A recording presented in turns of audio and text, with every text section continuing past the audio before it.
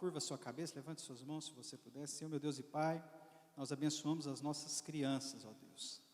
Senhor, assim como Faraó fala para Moisés, para que deixe as crianças, Pai, e Moisés dá uma palavra de repreensão e diz, as crianças não ficarão, as crianças vão adorar ao Senhor.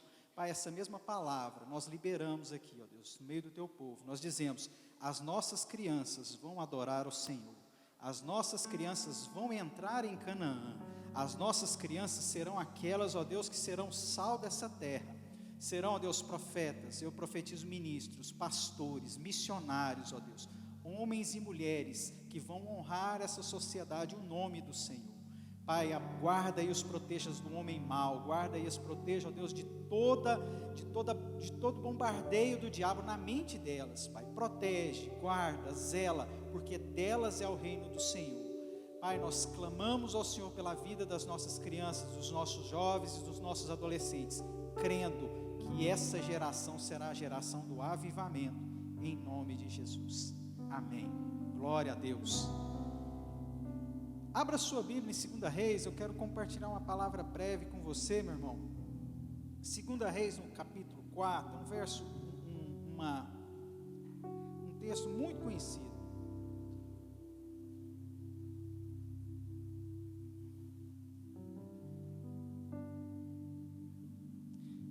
Reis 4,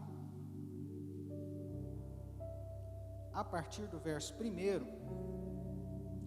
2 Reis 4, verso 1, e eu vou ler até o verso 7.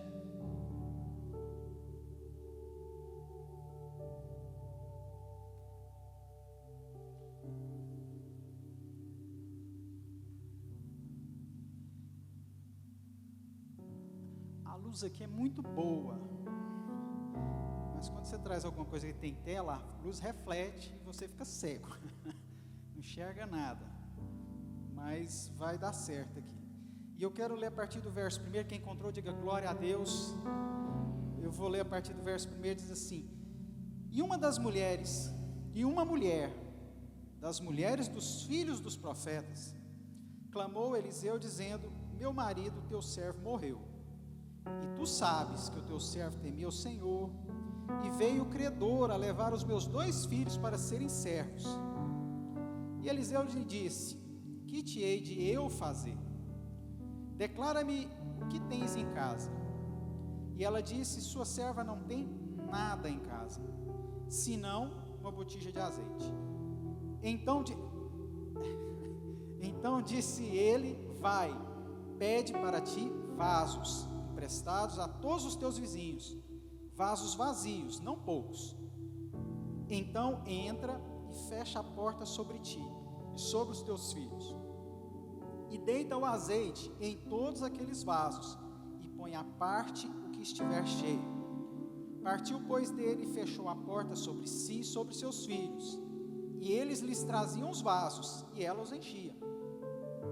E sucedeu que, cheios que foram os vasos, disse a seu filho, traze-me ainda um vaso. Porém ele lhe disse, não há mais vaso nenhum. Então o azeite parou. Então veio ela e o fez saber ao homem de Deus, e disse ele, vai, vende o azeite, paga a tua dívida, e tu e os seus filhos vivei do resto. Graças a Deus. Só até aí essa leitura. Curva a sua cabeça um instante. Senhor, meu Deus e Pai, nós te agradecemos, ó Deus, pela leitura da tua palavra na tua casa, ó Deus, em liberdade. Podemos fazer isso, ó Deus, sem qualquer tipo de restrição, e nós somos gratos ao Senhor por isso. Pai, que essa palavra possa vir e entrar no nosso coração, na nossa mente, que ela possa preencher em nós, ó Deus, algo da parte do Senhor. Visita agora a tua igreja, visita corações, visita a mente, ó Deus, e que essa palavra possa nos trazer algo que venha edificar em nós algo. É o que te pedimos em nome de Jesus, amém. Irmãos, essa é uma história bastante conhecida, assim, muitos irmãos já devem ter visto várias palavras, várias mensagens dentro desse texto, da multiplicação do azeite daquela viúva, relatada ali numa discussão entre ela e o profeta Eliseu. E eu quero trazer algo aqui, irmãos, assim, para você não pensar assim, mas novamente essa palavra, eu quero falar a respeito de multiplicação. Aí quando a gente fala que é uma palavra sobre multiplicação, a gente glorifica, né? Multiplicação é muito bom, não é? É bênção, não é, meu irmão? Jesus tinha uma grande habilidade de multiplicar, multiplicava peixes, pães, multiplicava a saúde do povo, multiplicou ali a palavra na expansão da salvação, né, do reino, multiplicou moradas, assim ele fala para os discípulos, né? Eu vou para a casa do Pai, lá há muitas moradas, lá existem muitas moradas. E eu quero falar a respeito dentro desse contexto, dessa relação dessa viúva com o profeta Eliseu, numa circunstância em que ela, desesperada, porque o seu marido havia deixado uma dívida, e com certeza essa dívida não era pequena, a ponto dela dizer: olha, o credor vai levar os meus filhos para serem escravos, ou seja, o pagamento daquela dívida havia uma necessidade tão grande de recursos, que o agiota, pode-se assim dizer, ia pegar os filhos dela, para que eles trabalhassem para ele como escravos, para que eles liquidassem a dívida que o pai havia deixado. Então nós já percebemos aqui, lendo só esse contexto, em duas situações. A primeira, é provável que a viúva não tinha conhecimento dessa dívida, ela não sabia desse problema que o marido dela tinha. Apesar dela não relatar, nós também ficamos aqui sem saber o motivo pelo qual ele havia pegado um recurso tão grande, um valor tão alto que ele havia pegado desse credor. Mas uma coisa nós temos certeza: ela estava com um problema muito grande, e não tinha como fazer para resolver aquele problema. E uma da fala dela com o profeta Eliseu, ela traz ao profeta Eliseu, logo de cara, ela diz assim: olha, o meu marido, o teu servo, que participava então ali da escola dos profetas, participava ali aos pés do Eliseu, dentro de um projeto em que havia homens de Deus que falavam a respeito do Senhor, e também dentro de Israel, eles falavam a respeito de doutrinas, e doutrinavam todo o povo. Essa escola de profetas, a palavra traz a primeira relação dessa escola de profetas com Samuel. Então há uma ideia da história, e há uma ideia dentro da teologia, de que Samuel, depois dos pecados de Eli, depois de Eli não ter deixado um descendente como um sacerdote, ou não ter deixado um descendente como sucessor a profetizar sobre Israel, então Samuel, para que Israel não ficasse sem profetas, construiu então uma escola de profetas, um lugar onde se ensinava a palavra e também ensinava bons costumes ao povo judeu. Então Samuel cria essa escola de profetas, e essa escola de profetas, ela era um lugar onde habitavam esses homens, e eles profetizavam. Davi, em uma circunstância em que ele está no reino, Davi está no reino com Saul, e de repente Saul decide por matar Davi. A sua mulher, filha de Saul, diz para ele, fala: olha, meu pai vai te matar enquanto você dorme. Saul sai na madrugada atrás de Davi, mas Mical havia preparado a cama ali com alguns travesseiros, algumas coxas, e Davi foge na madrugada. Então quando Saul chega com a espada para matar Davi, não tem nada, e ele fala assim: olha, você acabou de mentir para mim. Fala para a filha dele: Davi fugiu. E a palavra de Deus fala em 1 Samuel no capítulo 10, que Davi vai para Ramá. Ramá era a terra onde vivia Samuel, o profeta Samuel, e ali provavelmente foi construída a primeira escola de profetas, o primeiro lugar onde havia profetas. E Davi se refugia ali naquele lugar. E aquele lugar, havia tanta presença de Deus, havia tanto da presença do Senhor ali, que Saul, sabendo que ele tinha fugido para lá, ele se refugiou lá com Samuel. Fala, eu vou mandar alguém para ir lá dar um recado para ele, vou mandar um mensageiro. E a palavra de Deus fala, 1 Samuel no capítulo 19, que quando o primeiro mensageiro vai chegando perto de Ramá, ele começa a profetizar, e ele começa a declarar coisas da parte de Deus. E aí Saul fica sabendo disso, manda um novo mensageiro. E a palavra de Deus diz que esse mensageiro, quando vai se aproximando de Ramá, ele começa a profetizar, começa a declarar, e o Espírito de Deus toma conta daquele homem, e ele não cumpre o que o rei havia mandado ele fazer. Então Saul, muito nervoso com essa situação, fala, eu mesmo vou lá. Eu vou lá arrancar Davi lá da casa dos profetas, arrancar ele lá da casa de Samuel. E a palavra de Deus diz que Saul, enquanto ele vai caminhando, no caminho ele começa a profetizar, e chegando perto do local onde estavam os profetas, a palavra de Deus diz que ele se despe de toda a sua roupa, ele fica sem roupa, e durante toda a noite, durante toda a madrugada, ele profetiza junto com os profetas naquele lugar. Tamanha a glória de Deus que havia ali. Então essa escola de profetas era um lugar onde as pessoas iam e trabalhavam para que aí o povo de Israel fosse visitado por esses profetas, fosse visitado pela glória de Deus, para que isso não morresse dentro do meio do povo. E além de Ramá, muitas outras cidades começaram a ter esses locais, essas escolas. Gilgal, Gibeá, Betel, todas são palavras que são mencionadas no Antigo Testamento em local onde havia uma estrutura de escola. Elias e Eliseu, os profetas que nós vamos falar aqui, o profeta Eliseu, praticamente foram a resistência da casa dos profetas. Foram eles que resistiram no período do governo do rei Acabe. O rei Acabe e a rainha Jezabel são aqueles que destroem, passam a navalha e matam os profetas. E eles são aqueles que resistem, fazem uma resistência a esse governo que assassina esses profetas. E Eliseu sempre estava com os profetas. Aí eu fiz toda essa explanação, diga comigo, escola bíblica dominical.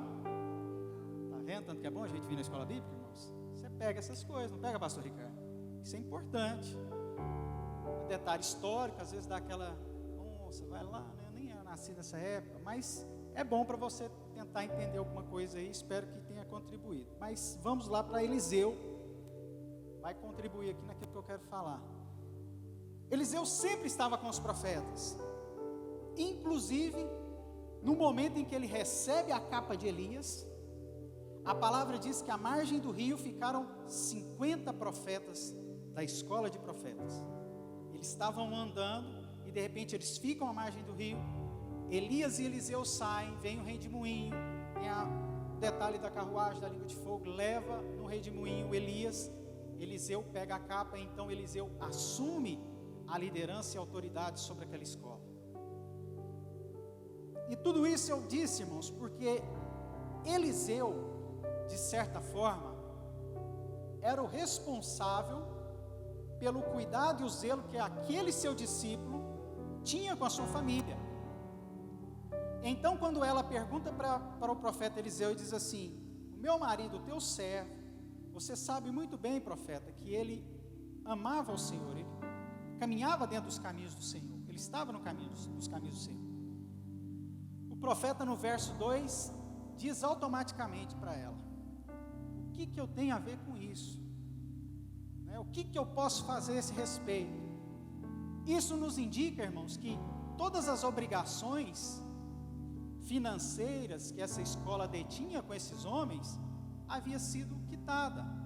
Ele havia cumprido e honrado com todas as obrigações da escola, com todas as obrigações do trabalho daquele servo. E ele diz: olha, o que foi feito, né? A gente conseguiu resolver tudo que precisava.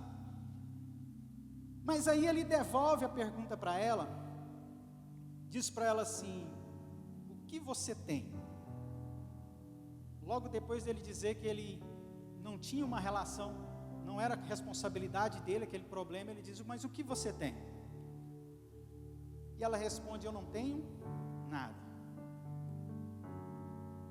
E aí nós chegamos numa circunstância, numa situação, em quase sempre nós estamos numa dificuldade muito grande. Essa é uma resposta muito comum: eu não tenho o que fazer, não é possível, não tem saída, não dá. E é essa a resposta que ela dá: eu não tenho nada. Mas aí de repente ela lembra que ela tem alguma coisa, e ela fala assim: mas eu tenho uma botija de azeite.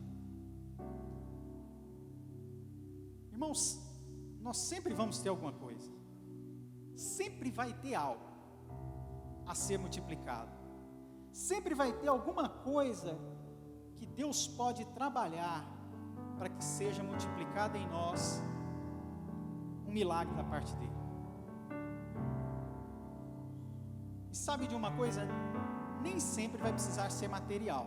Essa mulher trouxe algo material que ela tinha. Mas sabe o que ela levou de melhor, além da botija de azeite? Disposição. Ela leva para o profeta disposição. Sabe por quê? Nem sempre as coisas materiais vão chamar a atenção do Senhor. No Evangelho de Mateus, Lucas e Marcos fala a respeito do jovem rico. E esse jovem rico, ele fala assim para Jesus: olha Jesus, eu tenho seguido todos os mandamentos, eu cumpro tudo aquilo que me é dito em relação ao cumprimento da lei, minha vida é toda certinha, e eu quero saber, Jesus, o que eu faço para ganhar o reino dos céus? E aí Jesus fala para ele: nenhum dos seus bens materiais serve, vende tudo, dá aos pobres, vem e me segue. Jesus precisava dos bens dele? Não. Jesus precisava do dinheiro dele? O que Jesus precisava? Da disposição, do coração, da disposição. Vem. O que você quer? Eu quero o reino de Deus. Então, espera aí que eu tenho a te oferecer. Mas vem e me segue. O Senhor espera, irmãos, verdadeiramente de nós, para que nós venhamos a ter uma multiplicação em qualquer área da nossa vida. A nossa disposição em receber. Nossa disposição em ir atrás. Você está me entendendo? Diga graças a Deus. Aleluia. E aí logo depois que ele ouve ela falar que ela tem a botija, o profeta diz assim para ela: olha, vai atrás dos seus vizinhos, pegue vasilhas, encha a sua casa de vasilhas, pegue emprestado. E aí, irmãos, existe algo sobrenatural aqui na vida dessa mulher. Ela tem um relacionamento excelente com a sua vizinhança. Provavelmente ela era uma vizinha muito boa. Ela era uma pessoa muito boa ali naquele lugar, naquela região. Porque ela pede as vasilhas e os vizinhos emprestam. Ela chega até eles e pede e eles emprestam, eles entregam. Fala: não, pode levar. Sabe aquela Tupperware novinha que você guarda lá na sua casa, que você fez um consórcio, você participou do consórcio? Pois é, você emprestou ela para a vizinha. Mas se fosse uma vizinha ruim, se fosse uma vizinha chata, ela não ia ver a Tupperware. Nem a vasilha de sorvete que você lavou e guardou, ela não ia ver. Mas pelo fato dela ser uma pessoa agradável, ela ser uma pessoa amorosa, ela recebe isso. E sabe, irmãos, há uma necessidade. O apóstolo Paulo fala no livro de Romanos que se depender de nós, que se for possível, que nós tenhamos paz com todos. Ele fala: se for possível, meu irmão, se depender de você, tenha paz com todos. Engraçado, eu preparei essa palavra e ontem tem um vizinho embaixo de mim esse vizinho, sangue de Jesus. Um vizinho que mora de frente desse vizinho, me cutucou. Falou assim: e aí, ainda está tendo problema com o seu vizinho de baixo? Porque eles são vizinhos de porta, assim. E eu falei: rapaz, não está fácil. E sabe quais são as dificuldades? É o seguinte, eles moram na roça e às vezes eles esporadicamente estão em casa. E quando eles estão em casa nesse período, irmão, vocês não têm ideia. Para começar, eles fumam, assim, eu acho que o dia todo eles fumam. Não tem condição uma coisa daquela. Eu não sei que tipo de cigarro é. Eu estava conversando isso com o vizinho, eu falei assim: eu estou para ir lá perguntar que cigarro é aquele que eles fumam. Porque, irmãos, fica impregnado na casa inteira. E fica dias aquele negócio assim. A gente chega dentro do quarto dos meninos de madrugada, a Rauena levanta de madrugada dentro do quarto dos meninos, e está um cheiro muito forte de cigarro, muito forte. Aí o rapaz me deu a senha, falou: não é cigarro convencional, eles usam um fumo que eles trazem da roça, e então esse fumo é um fumo mais forte. E, irmãos, onde eles ficam, o cheiro, o elevador, a gente tem que abrir o elevador e vamos aguardar uns 30 segundos que esse elevador com a porta aberta, ligar um ventilador para ver se vai. E não só isso, eles conversam a madrugada inteira. Aí de vez em quando, no fim de semana, eles têm uma caixa de som gigante, deve ser do tamanho dessas aqui. E ele coloca a caixa de som na sacada. E eu nunca vi uma pessoa mais eclética na minha vida, no que diz respeito à música. Irmãos, eles tocam funk, aí depois eles vão para uma música sertaneja raiz, depois vai para o Zezé de Camargo e Luciano, depois vai para a Anitta, e eles terminam com a Bruna Carla. Aí eu falo: Rauena, aí eu fico sem entender. Porque assim, o som deles, o cantor está dentro da minha sala, ele está cantando lá dentro. A gente não consegue conversar, para vocês terem uma ideia.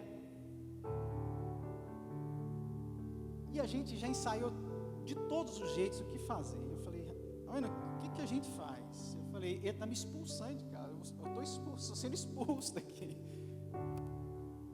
E sabe, irmãos, até hoje eu não fui na casa dele, não vou ainda, sei quem é ele. Às vezes encontro ele, dificilmente a gente encontra ele sóbrio, mas eu quero encontrar uma hora, quero conversar com ele, tentar, irmãos, numa boa, achar uma solução. Eu sei que para essas coisas são muito difíceis você achar uma solução.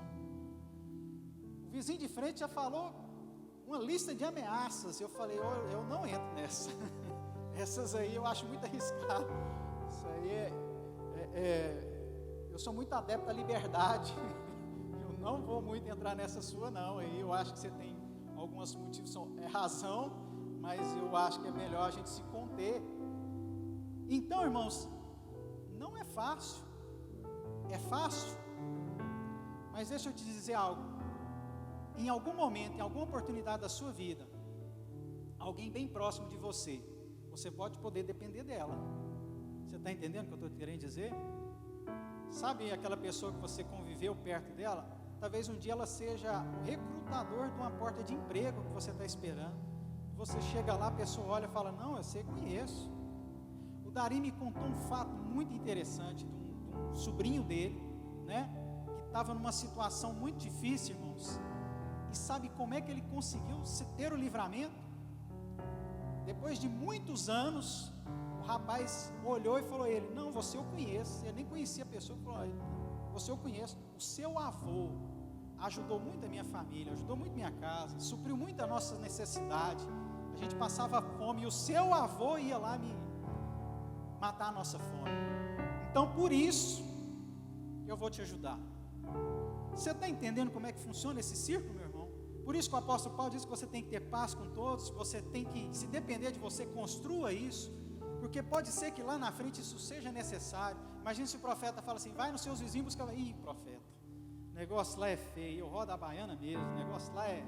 Eu não sei nem se eu posso usar esse ditado aqui, acho que esse ditado não é muito legal não, mas ela fala: olha, lá é eu que é eu que perturbo todo mundo da vizinhança. Meu irmão, tenha paz com todos. Crie esse tipo de comportamento.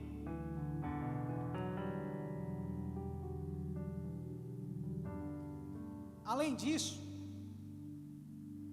sempre é bom termos as portas abertas. Irmão, sempre importa que você tenha uma porta aberta. E aí eu quero te trazer algo aqui dentro da sua parte, da sua vida financeira. Olha só, vou entrar dentro da sua parte financeira aqui, da sua vida financeira. Não sei como é que está, mas você já reparou que você sempre se recorre a uma oportunidade financeira quando as coisas já não estão dando? Você sempre vai atrás de uma linha de crédito quando as dívidas estão muito altas. Você quase nunca vai atrás de uma linha de crédito para poder empreender algo. Não, eu vou pegar isso daqui, eu vou multiplicar isso daqui, isso aqui vai virar 10, depois eu vou lá e pago um que eu peguei. Isso se aplica nisso também, irmãos. Nós precisamos ter sempre uma oportunidade, uma porta aberta para nós usarmos, não só para liquidar dívida, não só mais para ter que pagar dívidas, mas nós precisamos ter oportunidades que nos deem a condição de multiplicarmos aquilo que nós temos. Sabe, a outra orientação que esse profeta dá, ele diz o seguinte: olha, você vai pegar essas vasilhas, você vai entrar dentro da sua casa, vai juntar todas essas vasilhas, vai chamar os seus filhos para dentro, e você vai fechar a porta, você vai trancar a porta, com todos lá dentro, para que o Espírito de Deus possa agir. Meu irmão, se você tem estratégia, se você tem um projeto na sua vida, guarda com os que são da sua casa, guarda dentro da sua casa, chama aquelas pessoas que são próximas, aquelas que vão te ajudar, aquelas que estão comprometidas, e envolva elas. Sabe, porque hoje a gente vive numa situação, em dias em que tudo é problema do Instagram, tudo vira stories, tudo vira publicação. Olha, estou comprando, publica. Olha, vou fazer isso, publica. Olha, publica. Toma cuidado, talvez o momento não seja esse. Talvez é uma porta de oportunidade, a ferramenta é muito boa para crescer, a ferramenta também é muito boa para poder trabalhar, mas entenda que quando você está no projeto de multiplicação, quando você tem a palavra, espere, fecha, tranca, fica calado, deixa Deus agir, espera o milagre acontecer primeiro, chama-os de dentro da sua casa, envolva eles. E ela tinha disposição para resolver o problema. Ela tinha disposição, como nós falamos antes. Sabe, 99% das dívidas criadas pelo ser humano, 99% dessas dívidas são dívidas emocionais. Elas não são dívidas necessárias, são dívidas emocionais. Você quer ver como você vai entender o que eu estou dizendo? Quantos sapatos você tem? Quantas calças você tem? As irmãs, quantas brusinhas você tem, irmã? Quantas bolsas você tem? Não estou dizendo que é ruim você comprar, o dinheiro é seu, você gasta como você quiser, mas eu estou dizendo para você que princípios de multiplicação, eu estou dizendo para você que é necessário que você entenda que a grande maioria, a grande parcela de endividamento, ela acontece de forma emocional. Você sabe qual que é uma das maiores frases do inimigo na vida de uma pessoa? Preste bem atenção: vou me dar um presente, eu mereço esse presente, eu vou me dar um presente. Irmãos, quando você sentir isso, entenda, é do maligno, é Satanás falando. Sabe por quê? Quando você fala essa frase, eu vou me dar um presente, irmão, é uma coisa inútil, é ou não é? Vou me dar um presente, eu tinha um iPhone 10, vou comprar o 15 que lançou semana passada, vai vir um boleto de 36 parcelas e eu me dei um presente. Meu irmão, olha o que você está fazendo. Porque essa frase, ela sempre vem acompanhada de alguma coisa que não é necessário naquele momento, que não vai agregar, que não vai multiplicar, que não vai ser algo que vai abençoar a sua vida. Você está entendendo? Diga graças a Deus. Irmãos, muito cuidado. Apenas 1% do endividamento que o ser humano tem envolve em coisas que vão empreender a vida dele. Olha só, irmãos, tanto que esse dado é importante. Existe um economista, eu me lembro dele na faculdade, esse economista dizia o seguinte: olha, a única dívida em que é justificável ao ser humano nessa terra pagar juros é o financiamento de um imóvel, da casa onde ele mora. Ei, irmãos, a gente tem financiamento de tudo, né?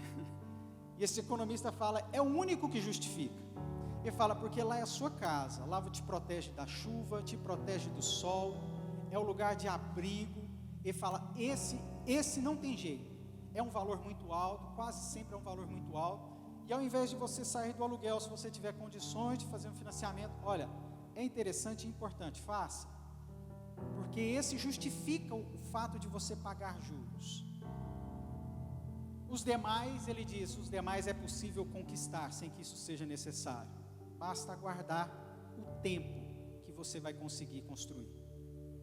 É verdade ou não é, irmãos? Você está entendendo essa palavra? Irmãos, nós estamos falando de multiplicação, amém?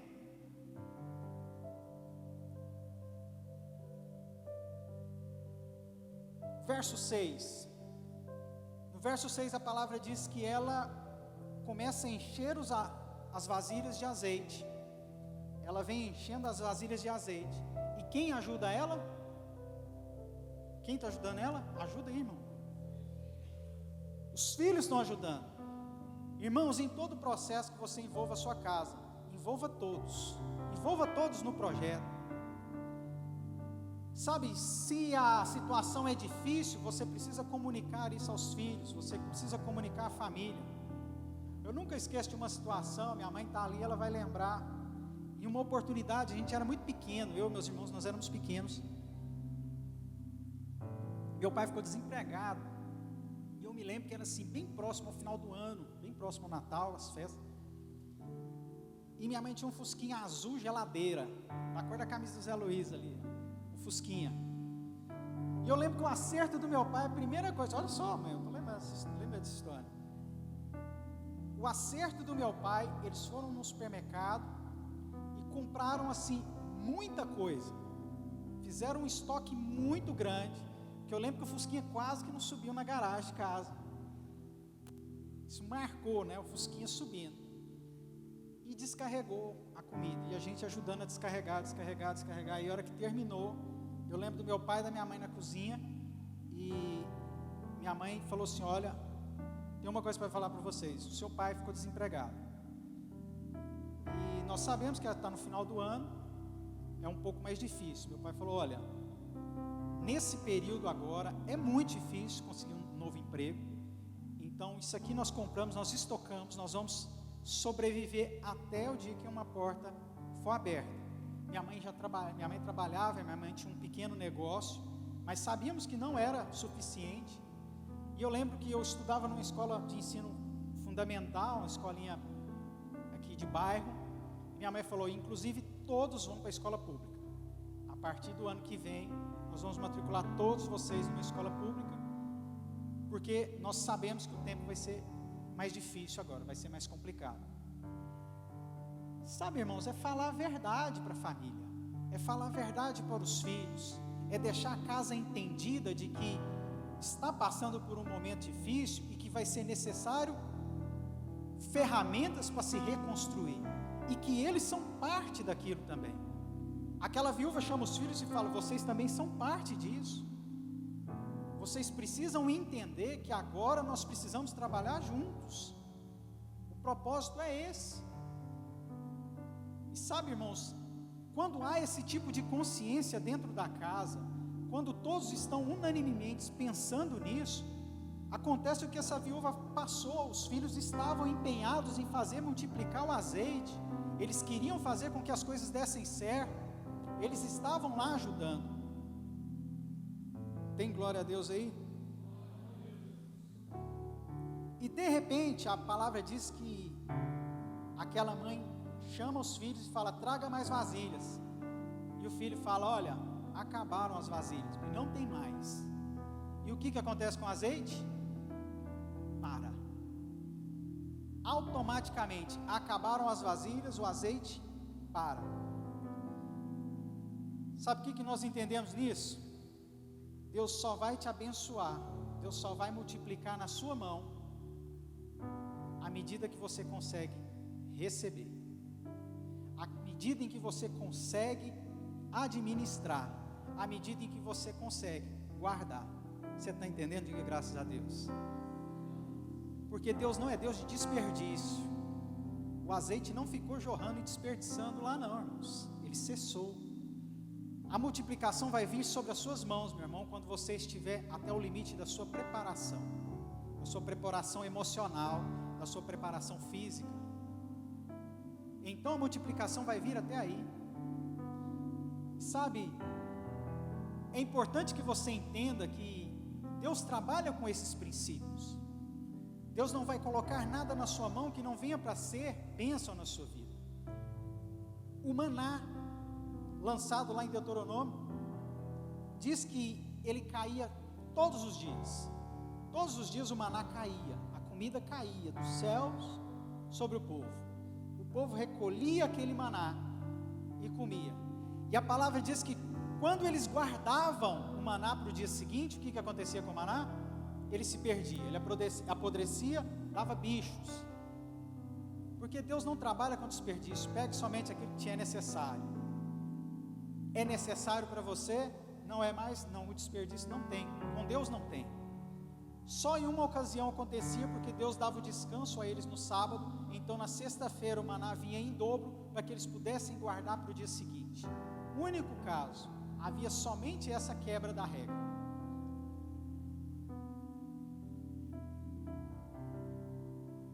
Verso 7, eu já estou quase finalizando. Ela volta no profeta. A palavra de Deus diz que quando cessa o azeite, quando ela está com as vasilhas cheias, sabe o que ela faz, irmãos? Ela volta no profeta. Levante sua mão direita bem alta. Senhor, eu profetizo sobre essa igreja, sobre os teus filhos, ó Deus, uma grande multiplicação, prosperidade, ó Deus, tamanha, em todas as áreas, ministeriais, físicas, emocionais, financeiras, ó Deus, eu profetizo sobre os teus filhos, em nome de Jesus. Agora olha aqui para mim, quando essa promessa acontecer, volta para a casa de Deus, volta para o profeta, volta para os caminhos do Senhor, entenda que o que Deus colocou na sua mão precisa de orientação dEle. Deus precisa te orientar o que você tem que fazer. Volte para Deus, meu. Aquela mulher com toda aquela abundância, ela volta no profeta. Eu não sei se você sabe, mas eu conheço muitos casos de irmãos que foram abençoados, receberam algo extraordinário, a cura que precisavam, a porta que foi aberta, e de repente, irmãos, essa pessoa sumiu da presença de Deus, porque ela tinha muitos outros compromissos, muitas outras responsabilidades, e então ela pega a sua multiplicação, ela pega a sua bênção e vai para fora. Meu irmão, a bênção vai vir sobre a sua vida, então você vai pegar ela e você vai levar ela de volta para a casa de Deus. Amém? E o verso 8, o profeta dá orientação a ela. Ela volta para a casa de Deus, ela volta para o homem de Deus. E no verso 8 ela diz: olha, está aqui, aconteceu tudo aquilo que o profeta falou. E o profeta diz para ela: vai e vende. Coloca no verso 8, por favor, Rauena. Olha só o que diz o verso 8. Sucedeu também um dia que em Eliseu Sunem, ali uma mulher, não é o verso 8 não, é o verso 7 ou verso 6? Verso 7. Verso 7. Desculpa. Então veio ela e o fez saber ao homem de Deus, e disse ele: vai, vende o azeite, paga a tua dívida, e tu e os teus filhos vivei do resto. Irmão, sabe qual que é a primeira orientação que o profeta dá para essa mulher? Vai trabalhar. A multiplicação chegou, a prosperidade chegou. Minha senhora, então agora você vai ter que trabalhar. Você vai ter que agarrar firme agora, você vai ter que pegar o azeite e ir lá e vender. Irmão, não tem como conquistar nada com o Senhor sem que não requeira trabalho. Você está me entendendo? Diga graças a Deus. Irmãos, não existe nenhum tipo de promessa, multiplicação ou bênção na sua vida em que você vai estar sentado debaixo de um coqueiro, tomando água de coco e esperando e falando: Senhor, me abençoa. E o Senhor vai vir com a multiplicação sobrenatural na sua vida. Meu irmão, requer trabalho. E o profeta disse para ela: vai e vende e paga a sua dívida. Tem mais essa também, irmãos. Vai, vende e paga a sua dívida. O azeite naquela época era um produto e um material extremamente importante e valioso. O azeite, eles faziam sabão, fazia fogo, né, com o azeite, usava como remédio para curar feridas, para cuidar dos animais. Então o azeite, ele era multiuso. Então aquela mulher agora ela passa a ter um negócio.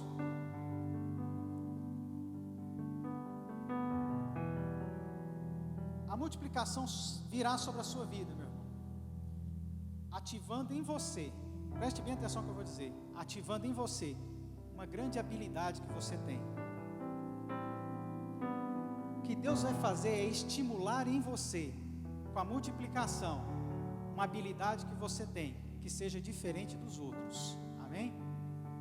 Eu trouxe uma palavra aqui no início do ano falando sobre o resgate de talentos.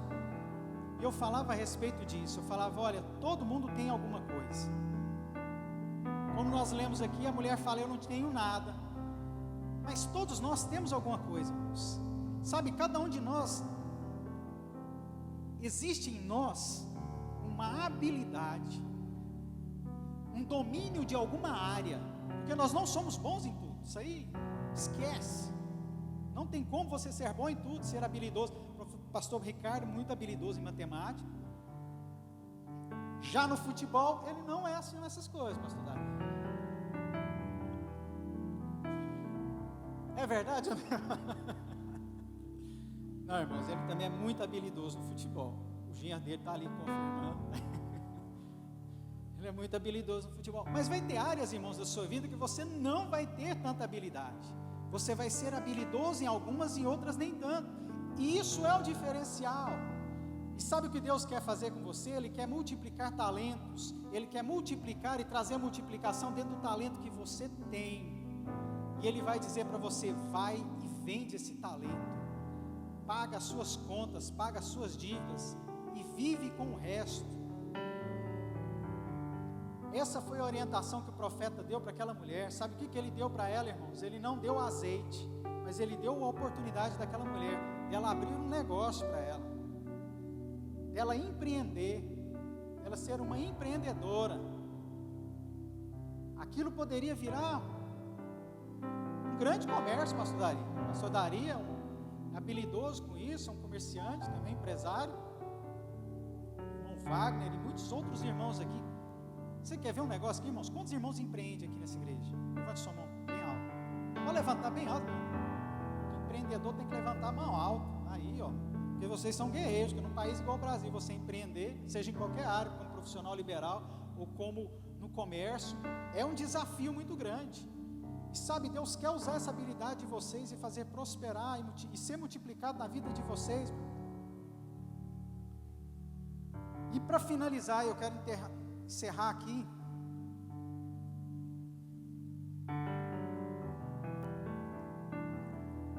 O que essa mulher casava com todas essas multiplicações, com essa bênção, são pré-requisitos. Repita comigo assim: para eu ser abençoado, é necessário pré-requisitos. Então, o primeiro pré-requisito que nós temos que ter na nossa vida é se arrepender. Amém?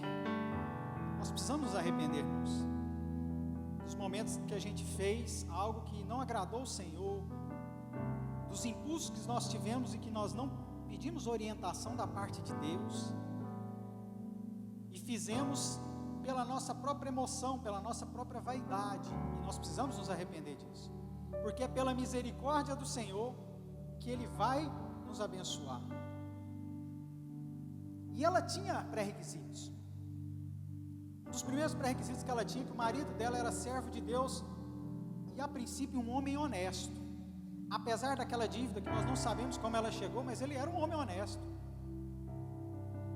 E há um compromisso, irmãos, com a geração daqueles que são honestos. Amém? A palavra de Deus fala no livro de Deuteronômio, no capítulo 7, no verso 9, que o Senhor visita até 1000 gerações. Até 1000 gerações. Então essa mulher chega com pré-requisitos na frente do profeta. Ela diz: o meu marido era um homem santo, era um homem honesto, era um homem que servia ao Senhor, e o profeta sabe o quanto ele amava a Deus. Isso traz ao profeta um constrangimento nesse sentido. Se é um homem, 7:9, saberás, pois, que o Senhor teu Deus, Ele é Deus, o Deus fiel, que guarda a aliança, a misericórdia até 1000 gerações aos que o amam e guardam os seus mandamentos. Irmão, isso aqui é muito forte, é ou não é? Eu sou pentecostal, então posso falar essa palavra. É muito forte.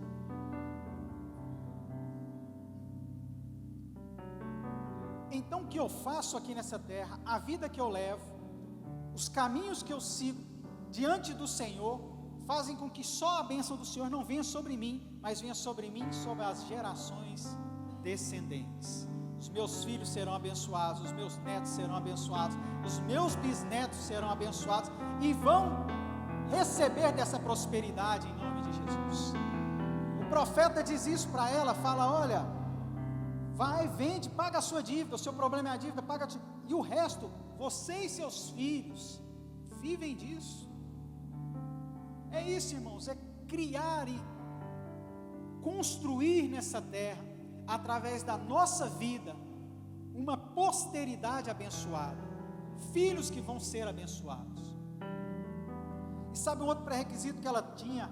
A reputação dela era muito boa, ela era uma mulher respeitada, ela era uma mulher que tinha amigos, ela era uma mulher em que a sua integridade, o seu caráter era conhecido entre os seus vizinhos.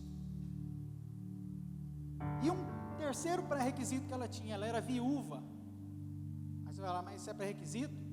O salmista diz, no Salmo 68, no verso 5, que Deus é pai dos órfãos e juiz das viúvas. Deus é pai dos órfãos e juiz das viúvas, assim diz o salmista. Então, quando essa mulher chega e fala, Deus tem que fazer algo, Deus usa o profeta e fala: eu sou juiz dessa mulher, eu tenho que entrar nessa causa. O outro pré-requisito, ela recebe uma palavra, ela recebe um comando, e ela obedece, ela continua, ela segue, mesmo sendo complicado, irmãos. Às vezes o comando e a palavra que nós temos da parte de Deus é: continua. Essa semana eu estava conversando com a Rauena, e eu tenho uma palavra: continua. Irmãos, vocês não têm ideia como essa palavra continua é difícil. A palavra fica aí. Eu falo, mas não é possível, o sangue de Jesus tem poder, Jesus. Mas ele fala: continua. E sabe, irmãos, aí a gente vai pelo lado da obediência mesmo. É colocar o nosso coração numa condição de obedecer, de cumprir um propósito da parte de Deus. E o último pré-requisito que eu quero citar dessa mulher, apesar dela ter vários, ela não era preguiçosa. Ela decidiu se empenhar, ela decidiu trabalhar.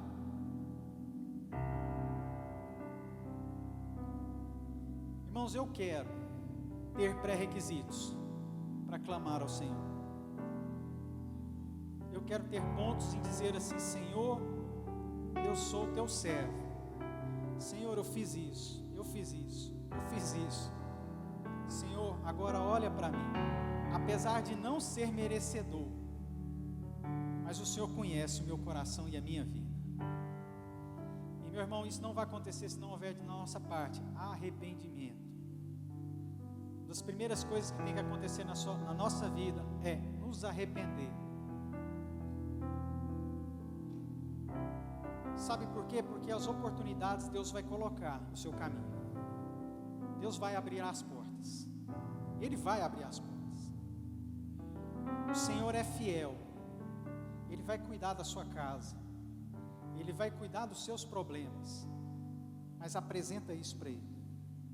Apresenta para Ele e fala: Senhor, eu estou nessa, mas é porque eu fui assim, assim, assim, assim. Mas agora eu quero ser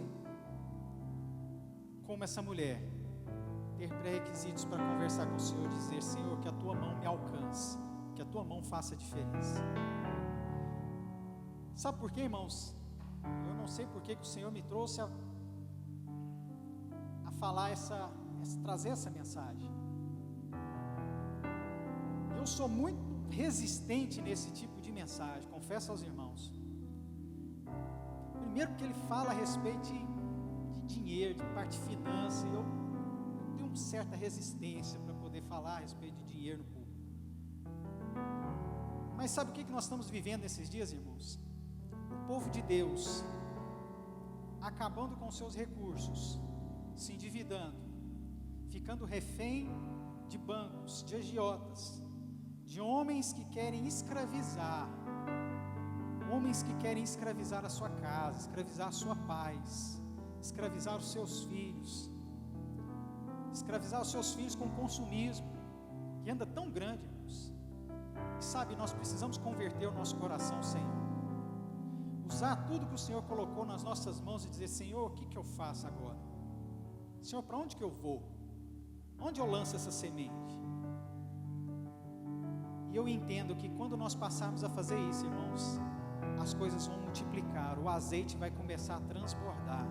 Quando a nossa vida começar a entrar nos eixos, irmãos, vai haver multiplicação na sua vida, vai haver multiplicação na minha vida, vai haver multiplicação nessa igreja, vai haver prosperidade, irmãos, para que você e toda a sua geração viva e viva em paz. E essa angústia que às vezes vem no seu coração, que movimenta dentro da sua vida e dentro da sua casa dificuldades, irmãos, ele vai embora. E o inimigo não vai perturbar mais nesse sentido, nesse respeito, mas porque agora naquele lugar, naquele ambiente vai ter paz. E eu não estou dizendo, irmãos, para ter muito, para você ser um milionário, para você ser um bilionário. Sabe por quê? Porque tem muito bilionário aí que está passando muita dificuldade, mas é para que você tenha em abundância, para que você conviva mesmo num lugar simples onde você mora, que lá dentro daquele lugar tenha paz.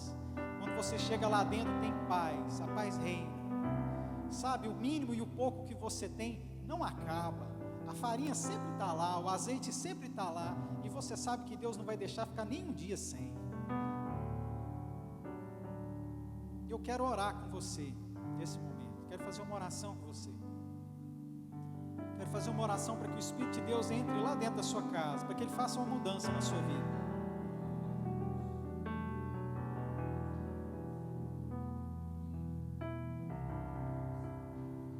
Pai, nós oramos ao Senhor, Deus.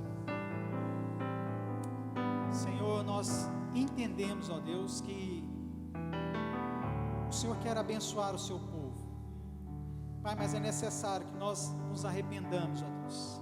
Nós venhamos ter um sentimento de arrependimento, Pai, das irresponsabilidades que nós fizemos, ó Deus, e envolvemos toda a nossa família. Envolvemos os nossos filhos, ó Deus, envolvemos a nossa casa, envolvemos a nossa família, ó Deus, numa irresponsabilidade. Agora, ó Deus, o credor está aí, querendo levar, ó Deus, os nossos filhos como escravos, querendo levar, ó Deus, a nossa casa à destruição.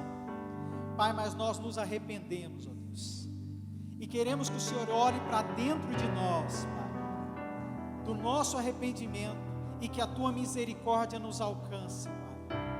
porque nós sabemos que quando ela vir, ó Deus, o azeite vai transbordar, Senhor. Quando nós mudarmos o nosso caráter, quando nós deixarmos o nosso caráter desonesto, quando nós deixarmos o nosso caráter, ó Deus, raivoso, o nosso caráter que não, ó Deus, agrega as pessoas, então o Senhor vai nos abençoar. O Senhor vai enviar pessoas para nos abençoar, pessoas para abrirem as suas portas, pessoas para trazerem, ó Deus, recursos para abençoar a nossa casa. Pai, em nome de Jesus, que o Senhor traga em nós, ó Deus, esse sentimento, que nós possamos mudar, ó Deus, o nosso caráter, o nosso perfil, para que nós possamos, ó Deus, ver que o milagre do Senhor está dentro da nossa casa, está nas nossas mãos, e Ele será multiplicado. Ele vai multiplicar, Ele vai transbordar, ó Deus, e não vai faltar trabalho, não vai faltar disposição ao teu povo, não vai faltar saúde para eles, ó Deus, para poder ir atrás da promessa do Senhor sobre eles. Pai, eu profetizo e declaro sobre a tua igreja um novo tempo, novos dias acontecendo, em nome de Jesus. Vem fazer morada, sou a sua casa, pode entrar, sou a sua habitação, eu sou teu lar, pode entrar, a casa é sua, esse é o teu lar, Yeshua, daqui pra frente é assim, eu não quero mais. Deixa o Espírito de Deus viver na sua casa, em nome de Jesus. Dê uma salva de palmas bem forte.